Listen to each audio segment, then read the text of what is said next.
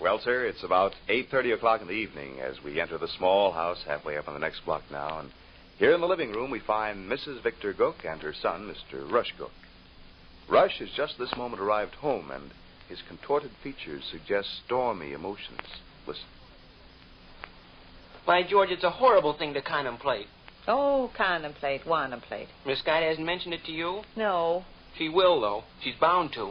I doubt if she goes so far as to ask me to give Nicer a bed for 2 whole weeks. Why not? You've always been glad enough to oblige her before. Yes. But... Why, of course, Miss Scott. Send him right on over, Miss Scott. Not the least bit of trouble. Only too delighted to do you the favor. Rush's bed is plenty big enough for both. Send Nicer right on over. Is that the way I sound? Sure.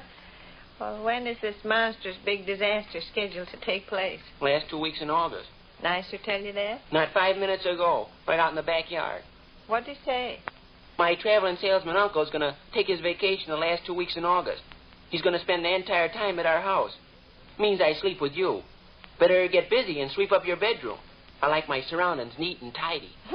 He said that? He said that, and he said a lot of other insulting junk. Pretty fresh. You think it's funny, Mom? Nicer Scott is my deadly enemy.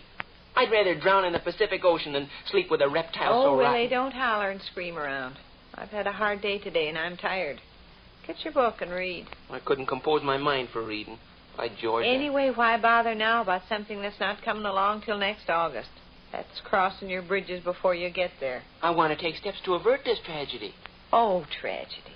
Rush, for an enormous, big, grown-up high school gentleman, sometimes... Where will Nicer sleep if he don't sleep here? Huh? Every time his traveling salesman uncle stops by next door to spend the night, Nicer gets sent over here to sleep with me. All right, his traveling salesman uncle's coming for 2 whole weeks. He'll get Nicer's bed just as usual. Miss Scott won't send Nicer downtown to the hotel for 2 weeks, will she? Of course she won't. I doubt very much. Well, I don't. In fact, I know otherwise. Nicer informed me himself. I'm sleeping with you the last 2 weeks in August, he says. Better start cleaning up the place. Nicer talks too big for his shoes.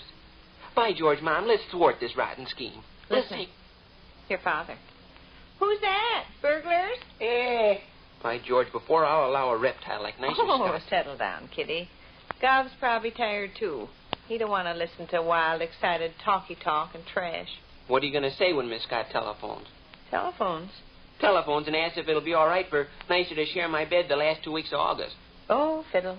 Yeah, oh, fiddle. You say what you always say. Why, of course, Miss Scott. Send him right on over, Miss Scott. Only too glad to oblige, Miss Scott. Plenty of room. Hey, ho-do.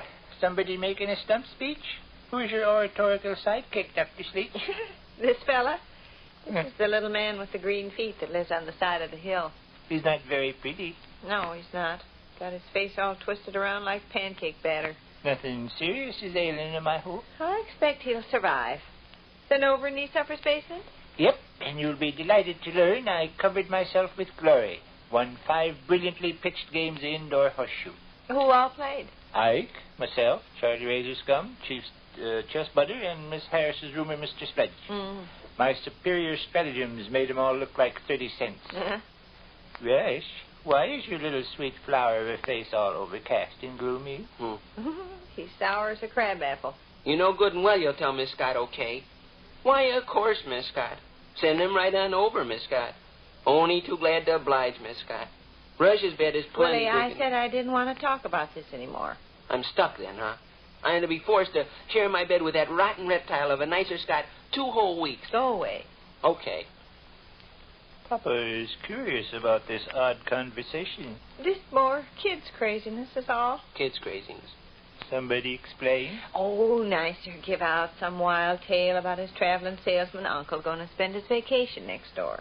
Willie There's no wild tale to it, Mom. It's the truth. Oh, well, what... Gov, you appreciate what deadly enemies me and Nicer Scott are. Nicer informed me tonight his traveling salesman uncle is going to spend his vacation at Scott's, and I'm going to have to divvy up my bed with him the entire last 2 weeks of August. Indeed. You know how mad I get when I have to sleep with Nicer. I get so mad I can't see straight. Yes, and ain't that ridiculous? 2 grown-up high school gentlemen... Nicer knows it makes me mad, and he gloats over me. This evening he says, clean up the place, chum. I like my surroundings neat and tidy. Well, if you're so soft-headed you let people tease you, you ought to be teased. I want 3 dresser drawers for my clothes, he says. You better take your cheap junk down cellar. I'd have laughed if anybody tried to get my gold. My eggs want to be served at 9 o'clock on the dot, he says. And tell your mother I like 'em over easy. Oh, he never said that. He did too say that. Well, if he's not the smarty pants, Peanut. That made your blood run cold, the stuff he said. Oh, I doubt it. When is this outrage scheduled to come off, Hogwash? Last 2 weeks in August. Last 2 weeks in August? Last 2 weeks in August. You're upset prematurely, aren't you? This is only April. I want to avert the tragedy. Who feels like a game of rummy? I'm tired of this conversation. I want to avert the tragedy, Gov. I want to nip it in the bud. I don't want to share my bed with a rotten reptile like Nicer Scott for 2 whole weeks. Have any steps been taken? Has Miss Scott contacted your mother? No, but she will. And I know Mom will tell her the same thing she always tells her. What's that?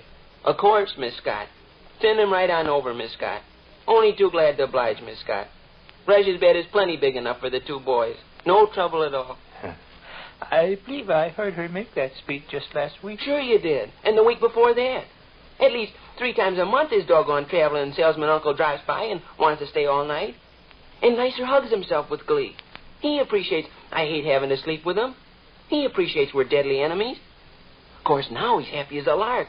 I'm going to have to divvy up half my bed 2 whole weeks. Clean up the place, chum. Get it to looking decent for your good old guest. And don't disturb me mornings.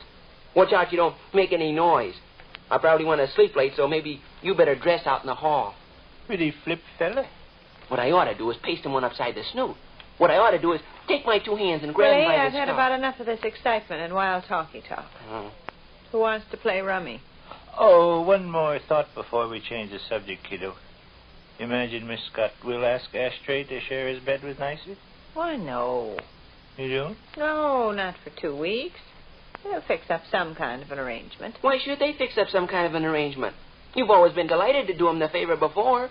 You've always gone out of your way to assure Miss Scott Nicer's welcome to sleep here.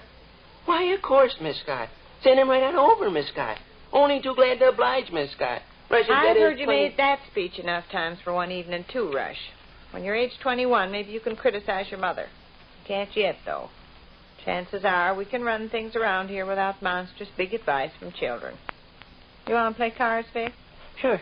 Fish them out of the library table drawer, then. You joining us, chicken coop? No, thanks.